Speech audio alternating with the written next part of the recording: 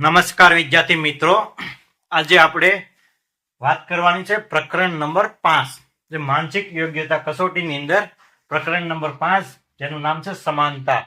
તો આજે આપણે સમાનતા પ્રકરણ વિશે વાત કરવાની છે. તો સૌપ્રથમ આપણે એક નાનકડી એવી સમજૂતી જોઈ લઈએ, જેથી કરીને આપણને દાખલા ગણવામાં એકદમ સરળતા રહે. તો આપણે એક નાનકડી એક સમજૂતી આપેલી છે. તો કે સમજૂતી નંબર 1 કે આકારમાં જે છે એ પરિવર્તન થાય છે. સમજૂતી નંબર 1 એવું દર્શાવે છે કે આકૃતિનો જે પણ આકાર હોય એની અંદર નાના મોટો ફેરફાર જોવા મળે છે, એટલે કે નાના મોટું પરિવર્તન થાય છે. તો આકારનું પરિવર્તન થાય તો આકાર જે છે બદલાઈ જાય છે. દાખલા તરીકે આકાર જે છે ત્રિકોણનો હોય તો આપણને એની જગ્યાએ આમ ઊંધું ત્રિકોણ જોવા મળે છે. તો આને આપણે આકાર બદલાયો કહેવાય અથવા આકારમાં પરિવર્તન કહેવાય છે. સમજૂતી નંબર 2 કે સ્વરૂપમાં પરિવર્તન જોવા મળે છે, કે આકૃતિનું જે પણ સ્વરૂપ આપેલું હોય એ આપણે સ્વરૂપમાં પરિવર્તન થાય છે, એટલે કે ફેરફાર જોવા મળે છે, એટલે કે સ્વરૂપ જે છે બદલાઈ જાય છે. સમજૂતી નંબર 3 સંખ્યાક્રમ પરિવર્તન, કે આડાઅવળા સંખ્યાક્રમની અંદર પરિવર્તન થાય છે. રેખાઓની સંખ્યામાં વધારો ઘટાડો થાય છે. દાખલા તરીકે આપણને આમ આવી રીતના આવું ચોરસ આપેલું હોય તો આ એ 4 રેખાનું બનેલું હોય છે. તો આપણને એની પછી ત્રિકોણ આપેલું હોય છે તો એ 3 રેખાઓનું બનેલું હોય છે, એટલે કે સંખ્યાક્રમની અંદર વધારો ઘટાડો થતો જોવા મળે છે. અહીંયા 4 હતું તો અહીંયા 1 ઘટીને 3 થઈ ગયા. તો આવી રીતના રેખાઓની સંખ્યામાં વધારો ઘટાડો થાય છે. આ જે લીટા આપેલા છે આપણને એ આપણે રેખા કહેવાય છે. તો આની અંદર 1, 2 અને 3. તો આની અંદર 3 રેખા જોવા મળે છે, આની અંદર 4 રેખા જોવા મળે છે. તો આપણે એને રેખાઓની સંખ્યામાં વધારો ઘટાડો થાય છે એ દર્શાવી શકાય. હવે સમજૂતી નંબર 4 કે અગાઉ ભણેલા છે કે પરિભ્રમણની સ્થિતિ એટલે શું. તો આ જે સ્થિતિ જે છે એની અંદર દિશા અથવા વિરુદ્ધ દિશા જોવા મળે છે. આપણને ઘડિયાળની વિરુદ્ધ દિશા અથવા ઘડિયાળની દિશા જોવા મળે છે. તો આપણે તેને અથવા દિશામાં જતી હોય અથવા વિરુદ્ધ દિશામાં પણ જતી હોય છે, અથવા આમ પણ જતી હોય છે. તો દિશા અને એની વિરુદ્ધ દિશા. તો હવે આપણે આટલી વસ્તુઓના આધારે પરીક્ષામાં પ્રશ્નો પૂછાય છે. આપણે સમજૂતી જોઈ લીધી છે. તો હવે આપણે આગળ દાખલા ભણવાના છે. તો આપણને અહીંયા દાખલા નંબર 1, 2, 3 અને 4 એમ ટોટલ 4 દાખલા આપેલા છે. તો આપણે હવે આગળ ભણવાના છે. તો અહીંયા આપણને દાખલા નંબર 1 ની અંદર ઓપ્શન એ ની અંદર આપણને આવી કંઈક આકૃતિ જોવા મળે છે. ઓપ્શન બી ની અંદર કંઈક આવી આકૃતિ જોવા મળે છે. ઓપ્શન સી માં પણ આવી આકૃતિ જોવા મળે છે. તો ઓપ્શન ડી ની અંદર શું આવશે. તો આપણે આકૃતિ એ અને આકૃતિ બી ને આપણે જોવાની છે.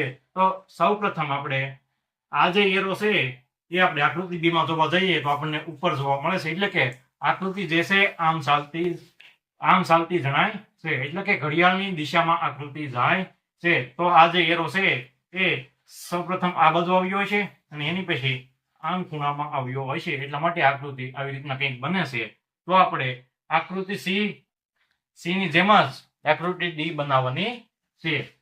તો આપણે સૌપ્રથમ આ જે એરો છે એને આપણે પકડી રાખવાનો છે. આની અંદર પણ આપણે આ નીચેનો એરો જોયો, તો આની અંદર પણ એરો જોવાનો છે. તો આ આકૃતિ આ સાઈડ કેટલી વાર જાય છે. તો કે અહીંયાથી અહીંયા જવા માટે 1 વખત અને ઉપર જવા માટે 2 વખત.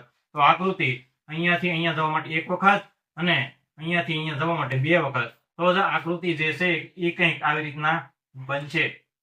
તો આપણી જે આકૃતિ જે છે એ આકૃતિ ડી કંઈક આવી રીતના બનશે. તો આવી રીતના સોંકડી આધારિત બનશે. તો આ જે એરો જે છે એ અહીંયા જોવા મળે છે અને આ જે છે આ જે નિશાની એ ઉપર આમ જોવા મળે છે. તો કંઈક આવી આકૃતિ બનશે અને આ આકૃતિ તો એક જ સરખી છે. તો આપણે આવી રીતના કંઈક આપણી આકૃતિ બને છે.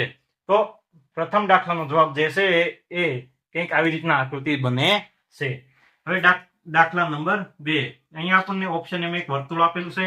ઓપ્શન બી માં એક વર્તુળ આપેલું છે, પણ નાનું વર્તુળ છે અને વર્તુળની અંદર આપણને રેખા દોરેલી જણાય છે અને અહીંયા આપણને ત્રિકોણ આપેલું છે. તો આપણે આકૃતિ એ અને આકૃતિ બી ને જોતા તો કે આકૃતિ એ જે છે એ આપણને ખાલી જોવા મળે છે, આકૃતિ બી જે છે આપણને ભરેલી જોવા મળે છે. તો આકૃતિ ડી પણ નાનું ત્રિકોણ પણ અંદર નાની નાની રેખાઓ જોવા મળે.